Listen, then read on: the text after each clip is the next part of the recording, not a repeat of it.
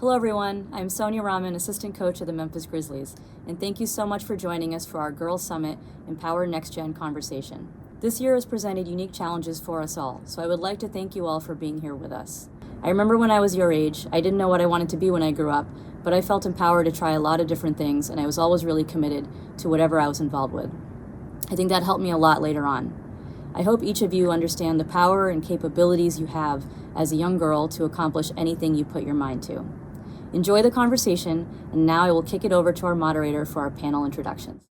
Thank you, Coach Rahman, for the warm welcome and sharing your story. That is our Grizzlies assistant coach, our second woman that we've had on our coaching staff here with the Memphis Grizzlies. And so we appreciate you sharing those great warm welcome and message to us. And so with that, I welcome you guys in. I am Megan Triplin. Welcome to the Grizzlies' fourth installment of the Grizzlies Summit, Empowering the Next Gen, presented by Nike. Now, this year, it's been challenging to say the least, but this event is typically a full day event exposing hundreds of middle school girls to traditional and non-traditional sports at FedEx Forum. But because of social distancing, we were unable to host these events in person, but we're still bringing you something so exciting and something that should encourage all of you all to stay and work in the sports industry.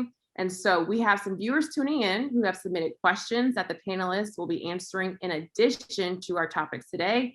And this conversation will serve as the connection to bring awareness to a wide range of careers for women in sports and empower the next generation of young female leaders. And with that, I'm excited to introduce you guys to our panel. So let's first go to Satou Sabali. She was selected second overall in the 2020 WNBA draft. She played forward at the University of Oregon, where she averaged 14.4 points a game. And in her college career, she was named to the Pac-12 All-Freshman team, as well as Freshman of the Year. And in her debut season with the W, she was named to the WNBA All-Rookie team. So welcome, Satou. Satou, thank you so much for joining us. Thanks for having me. I'm super excited. All right, up next, we have Felicia McCant. Felicia is an assistant manager of Adapt with Nike. She has worked with Nike for 7 years and is a graduate of Albany State University. And when she's not breaking the glass ceiling, she likes to spend time with her nephews and family. And what inspires her the most is the people around her growing and reaching new possibilities that they never imagined. Welcome, Felicia. Thank you for having me. Thank you for joining us. And last but not least, we have Taj McWilliams Franklin. She currently works as the Player Relations and Development Manager for the WNBA, and she has played 21 years professionally in the ABL, WNBA, and internationally in over 10 different countries. Yeah, that deserves a snap right there. And she is a 2-time WNBA champion and 6-time All-Star. Taj currently holds the distinction of being the first and only pro basketball player to play on the same team with her daughter. I've got to hear some stories about that moment because I do not know what it would be like to play on the same team as my mom. But Taj is a dynamic leader and motivational speaker who believes your past life choices do not dictate your future victories. She works with young men and women for today to bring about change and awareness of the human conditions and ways to overcome adversity. Welcome, Taj. Now, I know reading people's bios, no one likes to hear about themselves, but ladies, y'all are doing some amazing things. We've gotten that out of the way. So let's just jump right into what we're here for. Let's talk and get real. And let's start with the month of March. As we all know, it is Women's History Month, and it is our time to shine. It's not a time that we just shine throughout the month of March, because we know we shine 365 days a year. Make sure we say that. But we do appreciate that this month is a time where we celebrate all of our victories and everything that we have overcome. So let me just first start by opening this up to really anyone at first. But what does Women's History Month mean to you? And what's one word that comes to mind? I can go ahead and start. Well, first of all, when I think of Women's History Month, I think, oh, this is my month. I'm just, I posted it on my Instagram. I'm always excited to, uplift women and feel like we're being talked about more often than usual. I think that's important and we need that. And one word I think of is uplifting. I love that, Satou. I love that. So for me, I think the one word that comes to my mind is strength. And I think of that in terms of the strength of a woman is recognized, right? And bringing that to the forefront in that month gives that semblance of moment in time, let's stop, let's be intentional, and let's talk about it. And that's what's powerful to me. Wow, uplifting. All of these are so great. I think for me, it's about passion. As a woman, this month for me is about recognizing the passion that drives all women, all of us in all of our different areas, from the smallest to the biggest. And so I think of it as a time where we can show and people can appreciate the passion that we give to everything we do, whether I'm fixing my daughter's knee that she hurt, or I'm working in the boardroom and talking to executives, that passion that all women exude in everything they do. And I think this is a month where people can recognize and appreciate the passion that women exude in everything. I love all of that. And you said the word appreciate. And I think Women's History Month, I know for me, is to appreciate the women who came before me and the women who will definitely come after me. And I know that we all have, whether we have daughters, sisters, a mom, mentors, the women who have shaped and helped our lives. And that's what I think about. I think about my mom and my sisters and several women that I know I wouldn't be here. I wouldn't be in this job where I am today if it wasn't for the women around me. And so with that, we have our first question, which comes from Trinita. She is 13 years old, and she wants to know what inspires and motivates you to kind of keep going and to be great. Let's start with you, Taj. I think it's those young women, young girls who look up to us. As you said, the ones that came before, the ones that'll come after. So for me, my motivation is knowing that I came before and that someone may look up to something that I'm doing in order to motivate them to be better than I was, or to do something that I did, be a trailblazer, a pioneer, and then to pay it forward so that they then have an opportunity to motivate and share with their next generation and their next generation. And that motivates me every day. I get up and I think about that, especially as a mom of 3 girls. I want to know who's motivating them, who's pushing them to be better besides myself. And so I look at myself as that person for someone else who maybe doesn't have the opportunity to have someone that looks like them, that does something that they do, and to push them to be better. And that's how I get motivated. Felicia, what about you? Yeah, that's great from what Ty said, and just thinking about a series that I'm going to have an opportunity to be a part of is the See It, Be It series within Nike Global Operations and Logistics. And one piece that I never forget is where I am right now. There's plenty others that want to be, but sometimes you can't see yourself in that seat. And sometimes, quite honestly, if you're not sitting at the right tables, don't have the right sponsorship, all that good stuff, right, you may never get there. So what motivates me is very similar to, I want to continue to be the best that I can be, number one, for myself, first off, right? But then also for those that think, why can't I? And I don't have the opportunities. And I want to be able to sit at the right tables, share the right voice, so everybody knows, irrespective of where you started, that's not where you have to land. So that's what motivates me. I love that. Where you start is not where you have to land. Satu, what would you say inspires you and motivates you? I always start with my mother when I get this question. You know, she's been my biggest inspiration. She's just grinded, we're 7 kids, just has worked so hard for us. And I think that she's been really the biggest role model in my life. And I think that I also want to be reminded of my younger self, because there's so many girls, who are coming after me and after us who, just like Felicia said, aren't in the right position maybe right now, but want to get there, want to get where I am. And I think, whereas someone who's, I never grew up watching the WNBA because I was in Berlin, Germany. I didn't even know we had a national team. It blew me when we had it. So I want to be that kind of motivation for, my younger self and the girls upcoming to see all this, to see what's possible, and to basically live a dream.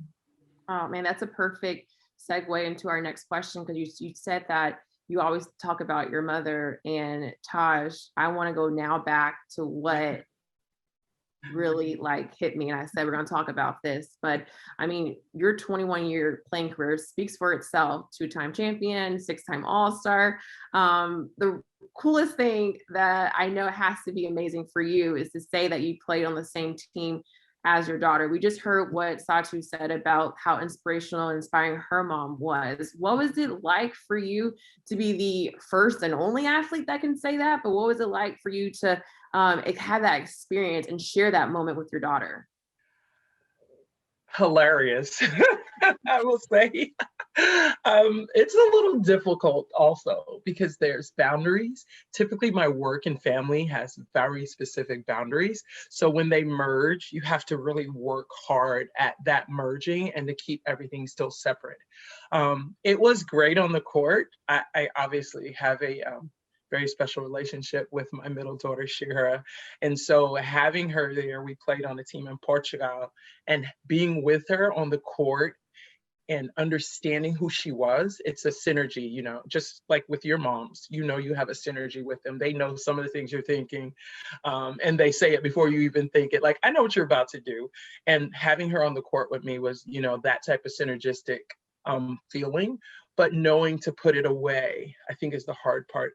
And just as a woman too, we're relational, we're emotional. We take those emotions with us. A lot of times we can't pack them away. So going home after we lost, and for me, I'm a thinker and I think about it. Where for her, she started playing video games. I'm like, we just lost this game. Won't you want to talk about it? She's like, nope. And she's playing, you know, NHL on her video game, hockey on the game.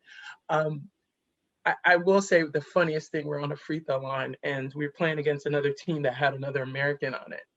And she's looking at me and she's like, Mom, who you got?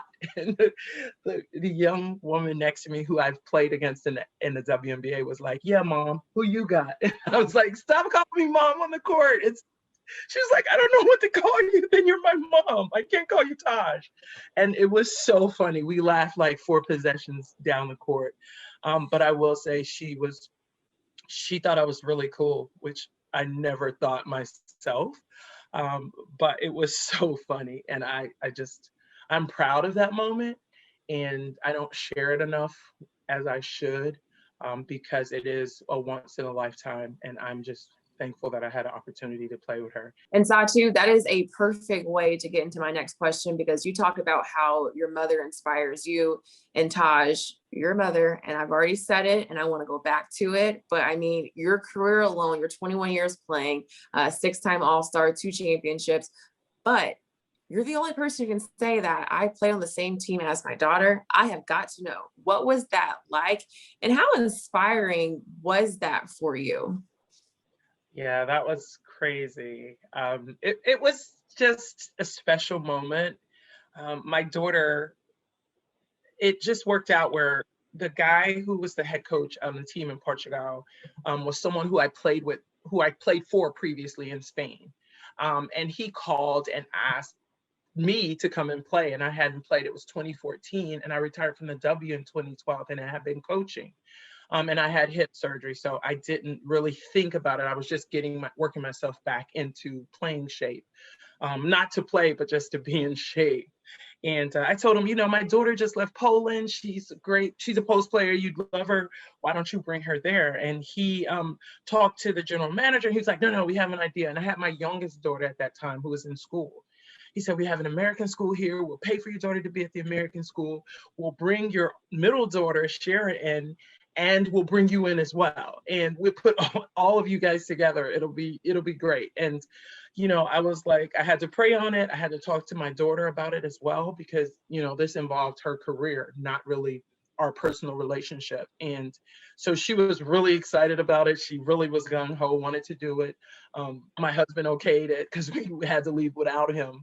And he stayed home in the States, and it was really different. It was difficult at times because you put your personal and professional, you separate them. especially for me, because I've been playing for so long. I don't like to bring that home with my family, because I want to be fresh and open for them, not worried about losing or how many points I scored or winning and how many rebounds I got. And to have it all merged together, it just took quite a lot of compromise with my daughter. But we had an amazing time. She actually is one who put stuff away immediately. So we lost this big game that we really wanted to win, our cup game, the Portugal Cup. And we got home and I was so mad about it. And she was just playing her NHL video game. Like, I was like, we just lost, oh my God. And she was like, okay. And that was something. I went in my room, I was like, fuming. And she was in there playing her game, eating dinner with my baby, our little sister, hanging out. It was like nothing happened. And so I really had to work hard on making sure those boundaries were set. But at the end of the day, it was an amazing opportunity to play with her. And I mentioned, I always tell people the story about being on the free throw line with another American on the other team who knew me. I played against in the W. And she was across from me. It was a free throw. And she was like, Mom, who you got? And the girl next to me elbowed me. It's like, yeah, Mom, who you got? And I was like, don't call me Mom in the game. She was like, I don't know what to call you. I can't call you Taj. And we laughed up and down for three lengths of the court. We were still laughing about it. And it was one of the funnier times, but it's one I always remember. And she was just super excited. Even now, she's super excited. And that was both of our last times playing professional basketball. I retired completely after that. And she retired from that and went to law school. And so I oftentimes don't tell it enough as I should, because it's really amazing and once in a lifetime. But when you're in the moment, you don't think about the history and the precedents. And I always hear LeBron James talk about wanting to play with his son. I'm like, I already did that. I already played with my daughter. You'll be second. You'll be second. It's Women's Month. Come on, give it to me. You can give him pointers, and that's even best. Like, oh, call me. Let me know if you need help. Let me know how. I should send that to his guy and tell him that. It'd be great. You definitely I think that'd be a great podcast for us. Be him. Talk about that, and my daughter. That would be amazing. Someone make sure that idea happens. Tosh, I want to stick with you because we're going to go panelist by panelist and getting to know you all each individually, because you talk about, retiring after that. And you are now you work with the WNBA as a player relations and development manager. Can you tell us a little bit more about your positions? I think it's very important for young ladies to know more about the sports industry, where you can also be an athlete, but the business side of things as well. Yes, this role was actually kind of made for me. And sometimes as women, people want to say that being relational is not a good thing. You need to be more business minded. Well, with my role, that is what I do. I'm really good at relations and engaging, and I'm a connector. And the NBA, Mark Tatum actually was doing a really great job with our leadership in bringing more former players into the business of basketball side, not just the coaching. And he wanted to see more women leaders and former W players involved in that aspect. So this position was made for me.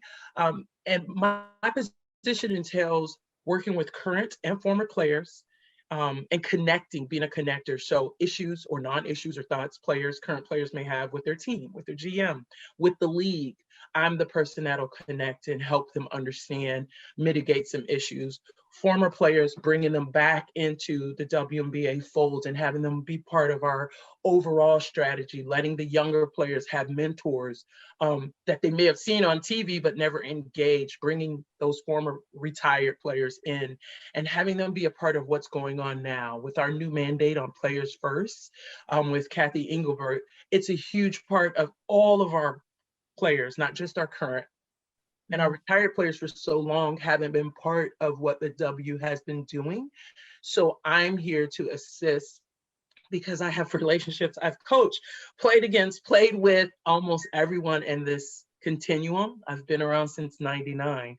And in the ABL in '97. So as a professional player that's been coaching, playing with, playing against, coaching against, I have a unique viewpoint where I can engage all of our constituents together and I can connect them all in a way that not only helps the league, but also helps them and their brand and who they want to be and who they are.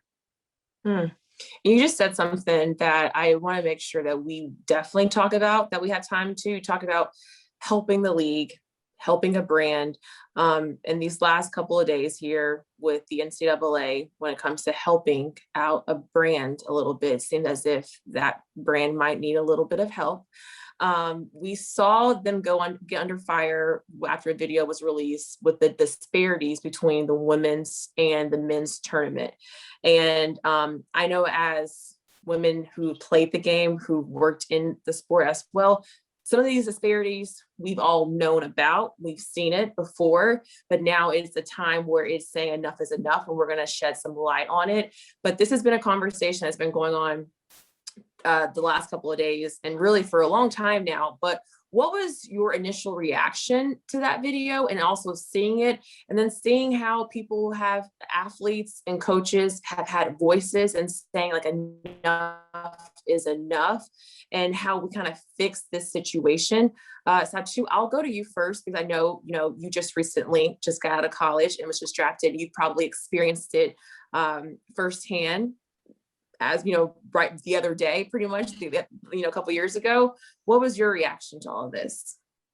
It was really personal. We all know how it goes down, and March Madness is just another reminder that, hey, you are not the same as the men who get all this other stuff. And it's just another slap in the face to see it like that it was really like so blatantly disrespectful, in my opinion. It was really like the amount of disrespect I thought that they gave all the women at the NCAA tournament was just not okay. And I mean, my teammate Sedona, she made the video that went viral. And I was just like, Sedona, I am so proud of you that you show all of this. My weight coach posted a picture with the dumbbell where I'm like, there are so many teams and they had one rack of dumbbells with no weight over, I think 16 or 15 pounds. And that's ridiculous. But I mean, they responded to that. A lot of sponsors responded to that. And when I talk about sponsors, I'm like, hey, I would really like to look at the list of sponsors from the NCAA who thought it was okay to only give so much. There's a gift basket. How much do you put in? Like that really had to be someone sitting, and I'm really more on the, annoyed side. And I know that someone might feel offended about this, but there really had to be a person who sat down and thought, okay, this is what we put in the men's basket. This is what we put in the women's basket. Oh, you get one deodorant. No, you get 3 because you're a man. It's just really ridiculous. And March Madness is the best month of your playing career in college. It's so much fun. You have so much excitement. And then you're again reminded that you're not equal. That's just sad to me. But I thought they responded. The women are doing amazing. They're playing amazing games. I stayed up all night last night, lost sleep, was tired of practice today because I wanted to watch them play. And I think I'm just so proud of them, and their endurance and strength talks a lot and speaks a lot about women, and they're doing amazing. I can't wait to watch all the other games. Felicia, what was your reaction? I see you shaking your head. I know you got something to say. Yeah, I think I try to draw a comparison to other inequalities.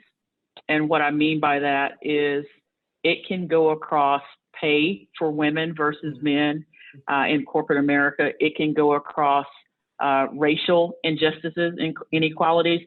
You can name it, right? I think the biggest thing that I took away from it, while it is absolutely not correct, not right, I am more interested in what are we going to do with clear action and sustainable action going forward, right? Because I think oftentimes those splashes become splashes. And then once it's not the flavor or the hot topic right now, then it kind of goes away, right? And I would be looking for that moment in time to not just be a highlight, but what are we going to do that 2 years from now, 5 years from now, 10 years from now? This is not another moment that we have to bring a spotlight to, because we put sustainable actions in place to drive continuity. Yeah. Wow. That's so true. Taj, from someone who also played, who's had daughters who have played. You've seen it before for someone who's in the WNBA. I think both what Satu and Felicia said it's very true, but also you think about how long it's been going on when no one has said anything. And I think that's what we forget. It's kind of like the Black Lives Matter movement. That stuff's been going on way before now. This is what happened with George Floyd wasn't the first nor the last, as we've seen. And for me, it's about the reckoning that is happening not only with the social justice impact, but the disparity in men's and women's sports. I mean, I watched last night, where Megan Rapinoe is testifying about the equal pay initiatives. Like, there has to be more. What pushes you? There's a lot of thoughts and sayings and all this great stuff, but as Felicia said, how do we continue and get it right? How do we continue and not have to be put on blast, but also make it part of everyday conversations? Like, why is that okay to have that there? I got into I only have Twitter as social media. I've had it for years, but I don't engage typically, but I engaged with one guy who wrote, they're women, they can't lift more than 15. And I said, I can bench press how much you weigh. I can deadlift your weight. So don't tell me that I can lift only 15 pounds or 20. My 8-year-old daughter was lifting 10 pounds. Like, you don't know us. So don't presume to think because you're a man, you have the right to tell us what we should or should not have. Is it the point of we could lift it or not lift it? Or is it the point of you're looking at it and seeing that it's not equal? And that should drive something in you that says this isn't right. As a man, a woman birthed you. That in itself should give you some type of feeling that this isn't right. And I love that some of the sponsors stepped up. Where were they before, though?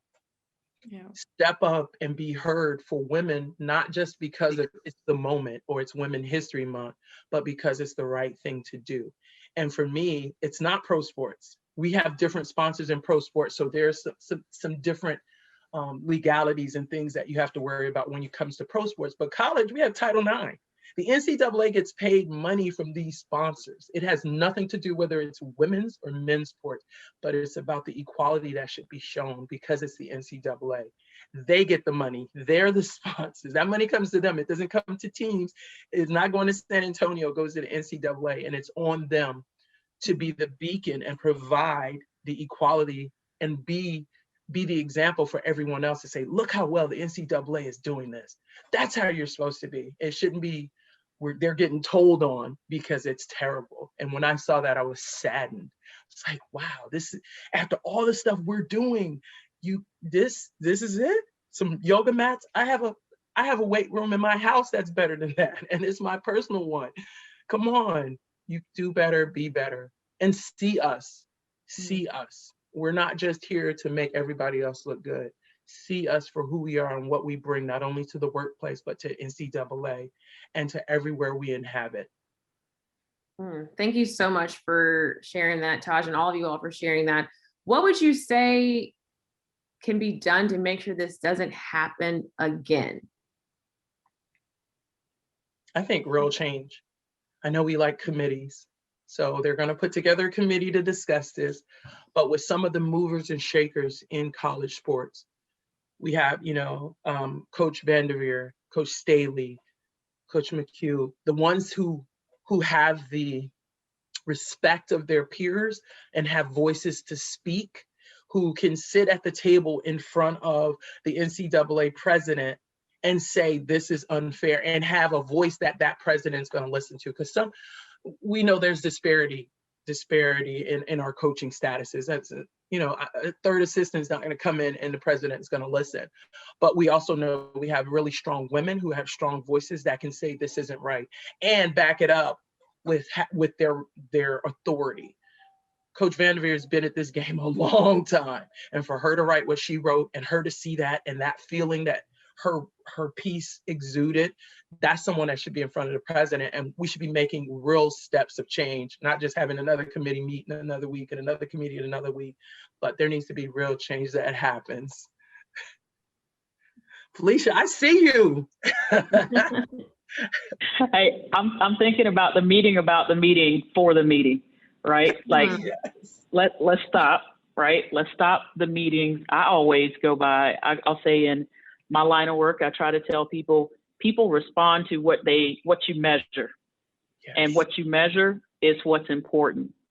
So I don't know how to correlate that to this situation in terms of true measurement, but measurement with clear targets and actions against it is what drives people to action. So that would be kind of a frame of reference that I would try to draw a pale comparison to. I would really go with the NCAA inviting female student athletes, talk to them. What do you need? What can we give you? Go to the root of the players. I feel like the men, they're being thrown at with things, and the women, we just want a piece of the cake for like, seriously. I mean, I'm a person, I want the whole cake, but we're not even close to that yet. So give them the time, but reach out to the players, reach out to the coaches, to all these amazing coaches who have paved the way already. I've been on the SAC, Student Athlete Advisory Committee. Like, there are connections between the players, the conferences, and the whole NCAA organization as a whole. So I would really go with, asking the NCAA to actually go to the players and ask them what they need or what they could do better. Because in the end of it all, we're all not playing. We're like doing it for the next generation, but they're in this. They were the ones who were really actually hurt about that and had to play, the next day, had to go to the game and see all this on their Instagram, Twitter. But I would really encourage them to reach out and ask. And these are all, great ideas. And I hope someone is listening to this where they can take this where we see change. I mean, something simple as talking to the players and also, having the meeting of the meeting of the meeting. That's all what you guys just said, all really combined in one. And to build off of that, because there's a lot of young ladies who are watching this who want to get to that level of playing college basketball or playing in the WNBA or having a job with the WNBA or Nike. And a lot of the camaraderie that you build a lot of your self-esteem starts with organized sports. It starts with being on a team. So Satu, I'm gonna start with you since you're the current player on the panel. What is one thing that is so powerful about young girls participating in organized sports? I think building character. I've learned so many things from basketball. I've traveled countries and countries and countries, and I think that I have never made those experiences if I wouldn't have played basketball. I've made amazing women who, taught me so many things along the way. And I think every year I look back at my last season and I'm like, okay, what did I learn from this? Just now as a rookie, I've learned so many things that I'm like, okay, have I even played basketball before? It's crazy. So just a constant aspect of being developed would be my encouragement for others to start playing basketball. You make friends for your life. And I just love that. It's so much fun to compete, to win, have a feeling of community and a consensus around being strong, and that it's beautiful and just amazing. Felicia, Nike has done some amazing and tremendous things when it comes to girls in organized sports and so many different camps that you all are a part of. What have you seen, especially you've been around it, growing up as well, has been so important about making sure that young ladies stay in an organized sport?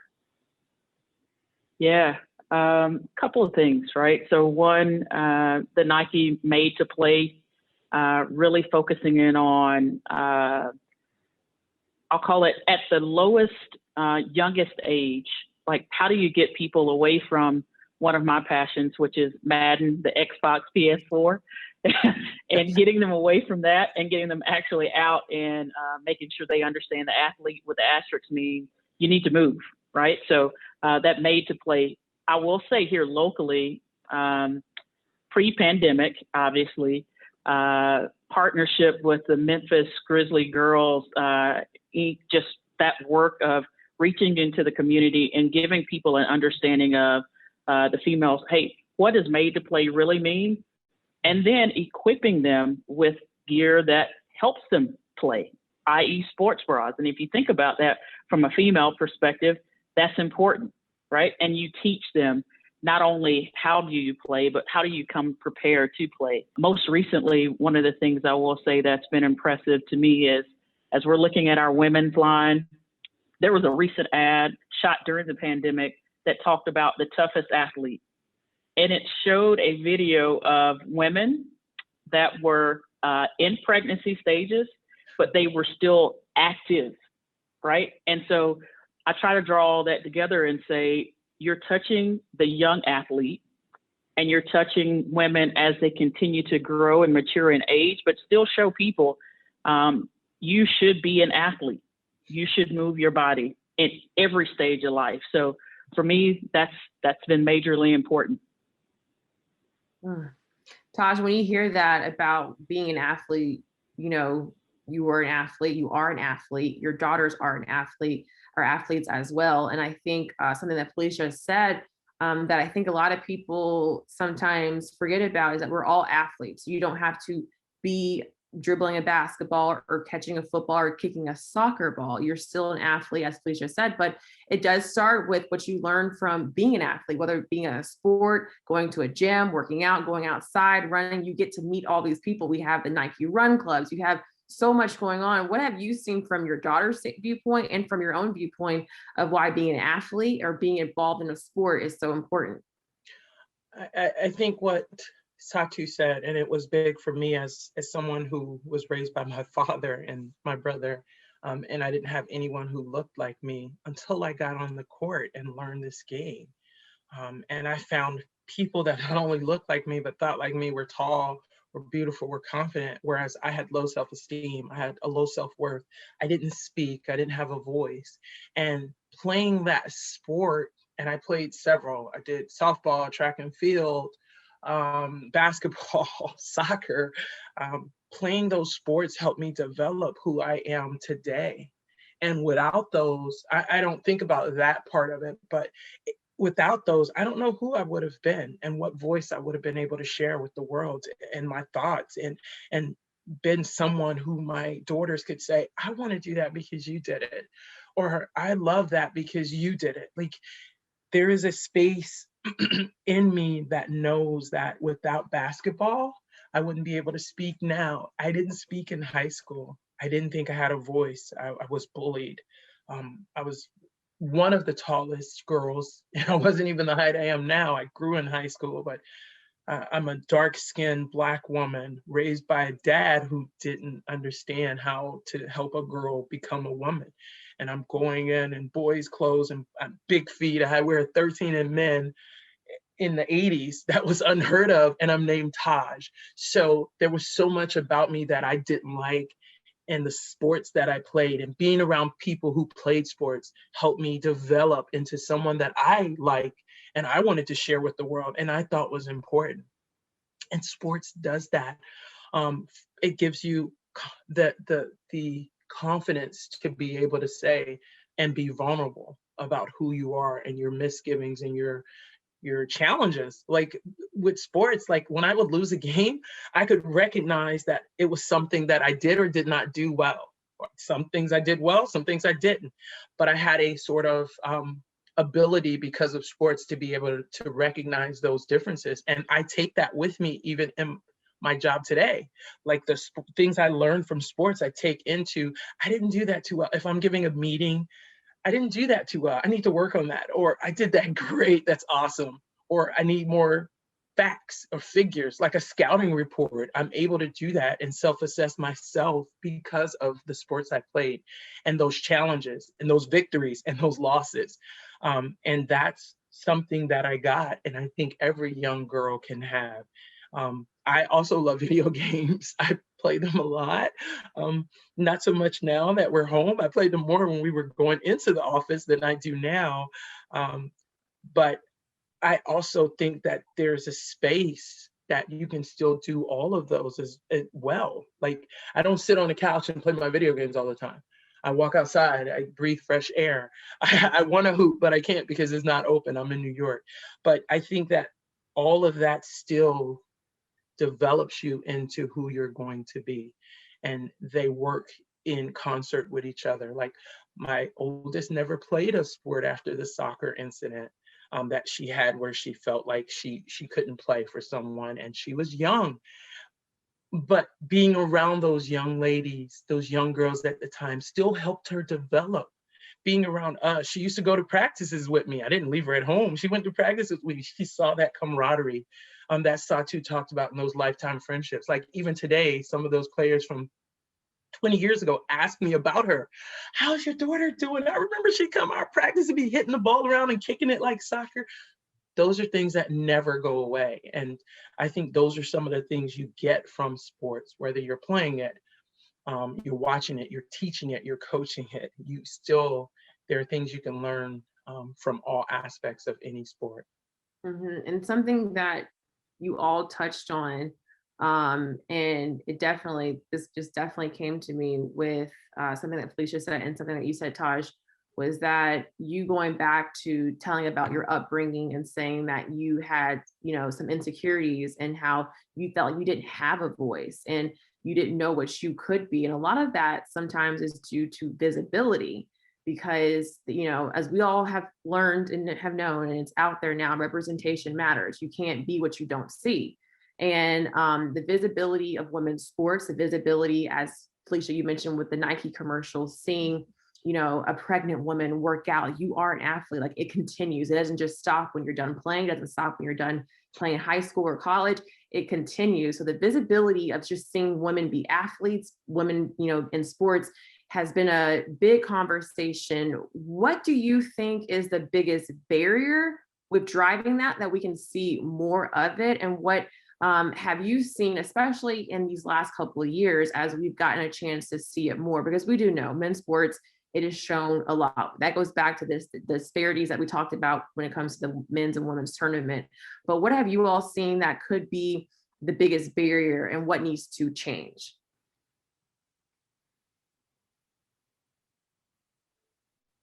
I'll open that up to anybody. Satu, do you want to go first? Okay. Yeah, I'm really thinking about this right now, so I'll need another second, because I want to be really smart and thoughtful with my answer on this one.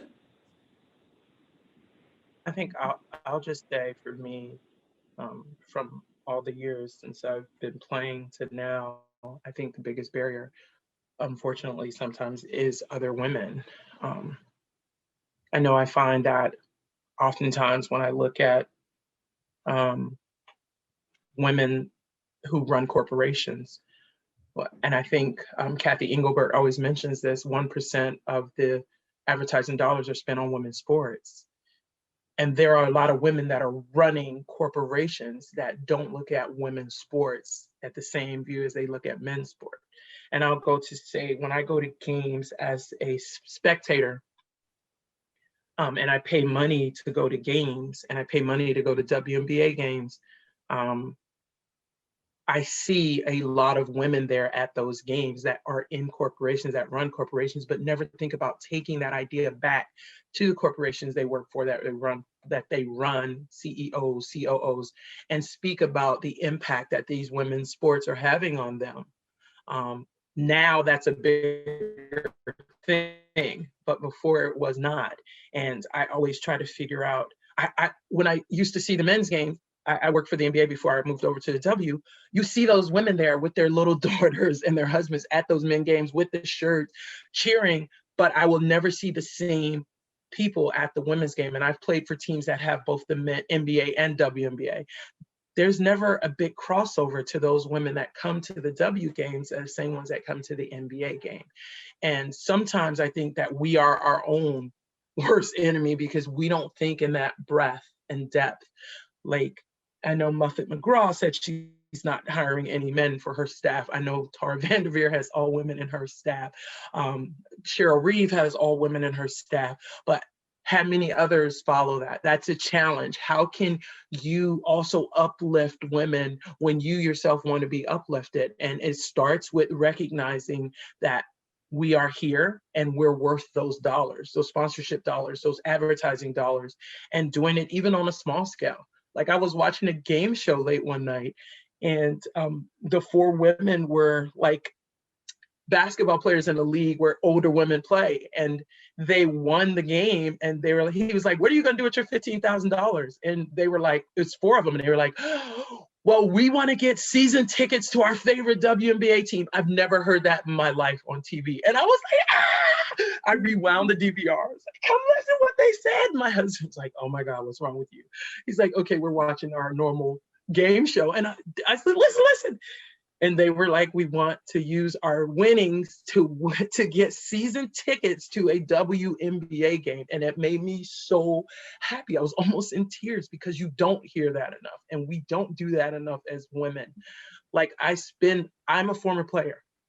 I work for the league. I spend my money on WNBA tickets and WNBA gear. I bought gear off of Fanatics that's WNBA stuff. I didn't ask for it for free. I back that up, and we need more women that are willing to lean in and back up for women's sports, girls in sports, and be there for everyone who's going to come and want to be part of that, not just the WNBA.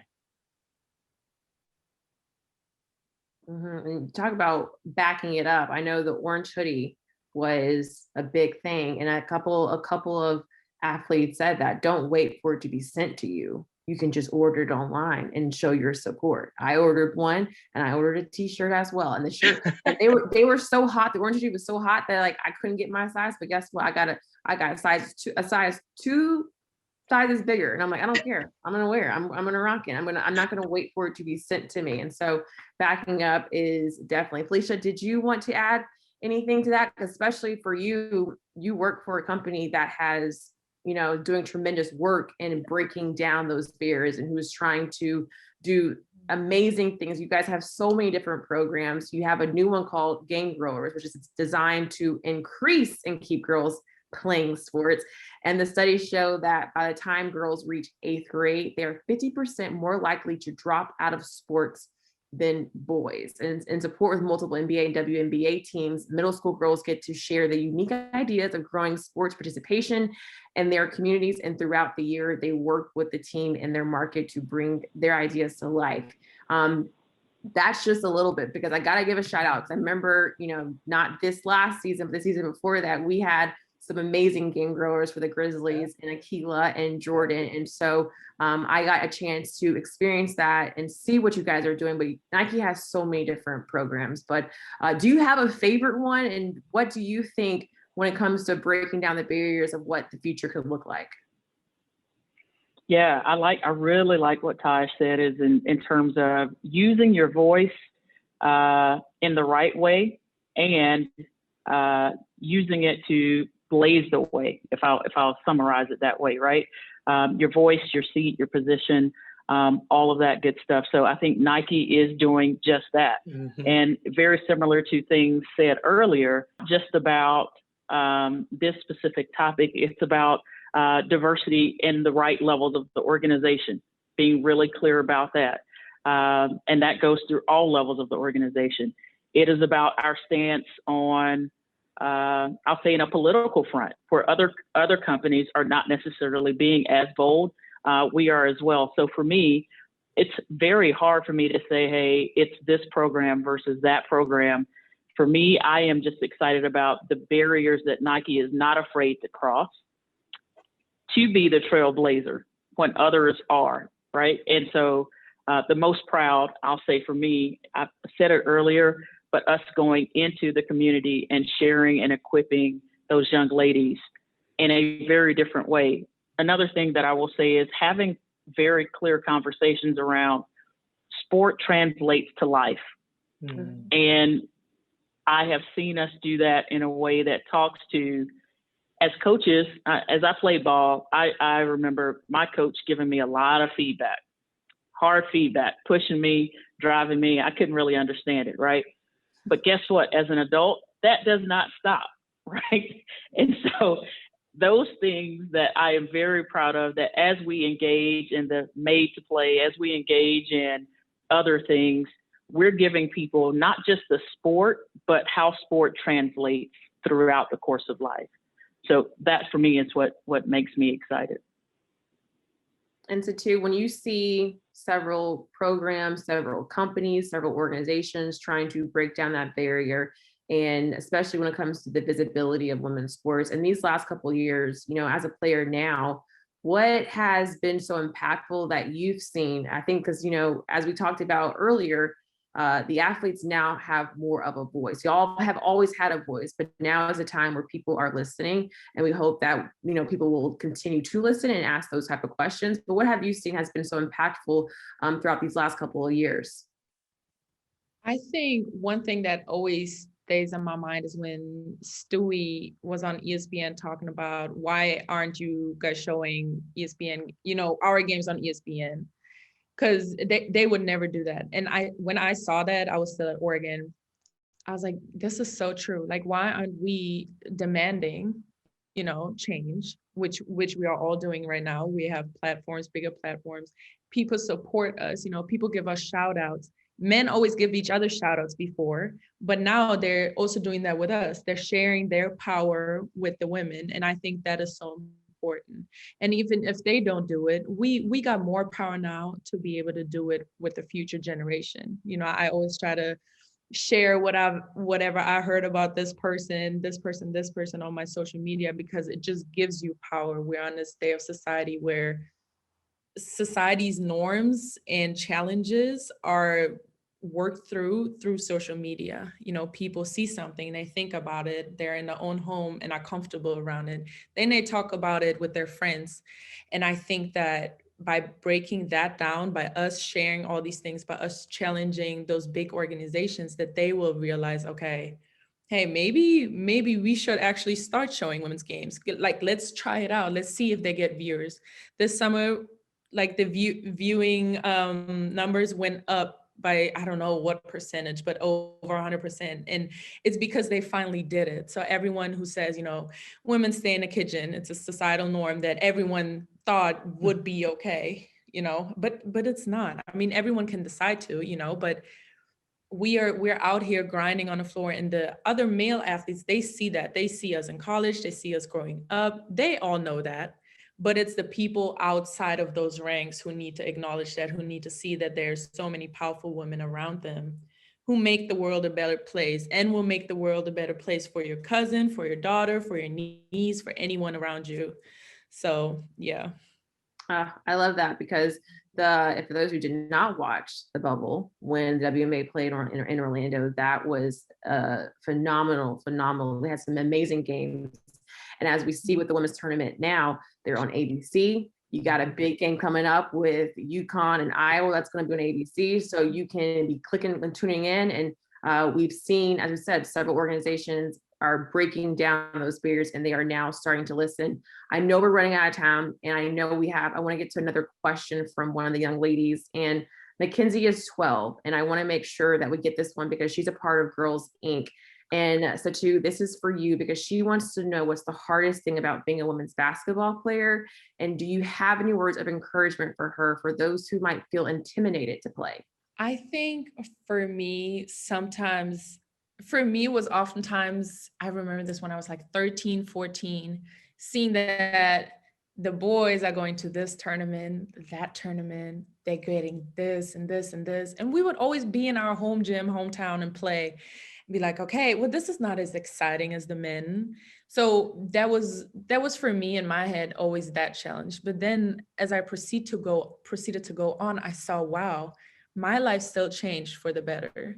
And I think that whoever's watching this right now, you should think about the future, not about what is right now, but what you want to get what you want. I wanted to be in college, and I knew that, hey, I had to play all these tournaments right now. I wouldn't be traveling to, I don't know, this camp and this camp organized by these brands, but I can play here right now, and I can still go to college. And I really wanted to do that. So yeah, just doing what you need to do yourself, and throw a ball in the basket, get a little sweat, start running, start winning for the first times. That's the best feeling ever. And then it's just fun from there on. What about you, Taj? Because you've been there as well for For anyone that might feel intimidated to play, you talk about your daughter when, she left soccer because of an experience that she had. I'm sure we can all say there's several ladies out there who's having a bad experience, but not letting that stop them. What words of advice would you give them? I would just, I like what Satu said about just, you know what you want. Sometimes at that age, you don't know what you really want, and you need help and pushes. And I would say just finding someone who can be your buddy, your partner, that can help you with those moments. That's a hard thing. Like for me, I didn't have any friends that could help me, push me through. But I started really late. So when I got discouraged, I got really discouraged. I didn't have anyone say, come on, it's gonna be okay. But finding that one young lady, young girl who's your age, who may be your friend, that you can say, hey, I really want to do this, but I'm really discouraged. Can you just check on me every now and then and make sure I'm gonna stay with it? Also helps tremendously. I think if my daughter had had more friends that did it, it would have helped her maybe push through the initial issue with the coach. But she didn't. We were new in that town. It was something she wanted to do, and I thought it was a way for her to make friends and socialize. But because of that, she just turned away from it because she didn't have anyone to socialize with that would say, this is gonna be fun. Come on, let's go to this other one. And I think for a young girl who's having those kind of doubts and feeling defeated, having a buddy that can just push you and say, come on, we can do this, let's keep going. And having that goal that Satu talked about, if that's what you want to do, you want to play basketball. And sometimes at that age, we're wishy-washy as well. This is cool, but this is cooler. But having some type of, even if it's a mini goal, I just want to get on the team. I just want to be part of this. Like, I just want to have 4 friends instead of 2. And I know the other 2 are going to be on the basketball team. Like, get those mini goals as well. That'll help push you. So when you are discouraged, you have something you're aiming for that you can see. Mm-hmm. And now we have so many camps and so many different campaigns. Like Felicia, we talked about them with Nike. So finding that friend and being determined and going out and grabbing it, like Satu said, but also potentially going to a camp. You have the made to play. You have so many different things, Felicia. Any last words of advice that you want to give to our young ladies listening? Yeah, I would say that wherever you're at in whatever stage, do not be discouraged, because however you're feeling, trust and believe that somebody to the left or right of you is feeling the same way. And they may not have it all figured out, just like you may not have it all figured out. But if you give up, you might not ever get to that point that you want to. So I always try to think and believe that even though the person that may show the most confidence, may show that they have it all figured out, hey, don't give up on yourself, because all you have to do is continue to try, put that best foot forward, and you keep that North Star, those milestones that Taj talked about, because somebody else is looking to you to help them, just as though you're looking to somebody else. Yes. And if you're looking for some people that define that buddy, these ladies are it. They're supporting you. We are here for you. You ladies are definitely paving the way. And I know one day, hopefully we'll get a time where we don't have to say the first, and we can stop saying the first. I know we had the first Canadian NBA broadcast this week for the Toronto Raptors, and it was amazing. Maybe we'll get a chance to see that will just be a common thing, and we'll normalize it. And so with that being said, on behalf of the Memphis Grizzlies, I want to thank all of our panelists for their time today, and for those who are tuned in. I really do hope today's discussion provided some much needed insight and dialogue on women playing sports and women leadership roles within the sports industry. And I hope everyone listening was able to learn a little bit more about the access to careers in sports, as well as some of the barriers we hope the next generation of women athletes, entrepreneurs, and executives continue to break. And to all the little girls listening, you can understand, please understand your power you have and the journey ahead of you. Stay focused on your goals, and you truly can accomplish anything with determination. And with that, I would like to close out with a quote by Maya Angelou, because that is important. Each time a woman stands for herself without knowing it, possibly without claiming it, she stands up for all women. And for all of us ladies here, we are standing up for you and we are here for you. And thank you guys. And Taj, Felicia, Satu, I cannot thank you enough for opening up your lives, your workplaces, just everything, and sharing your journey with us. Thank you so much for watching. Goodbye.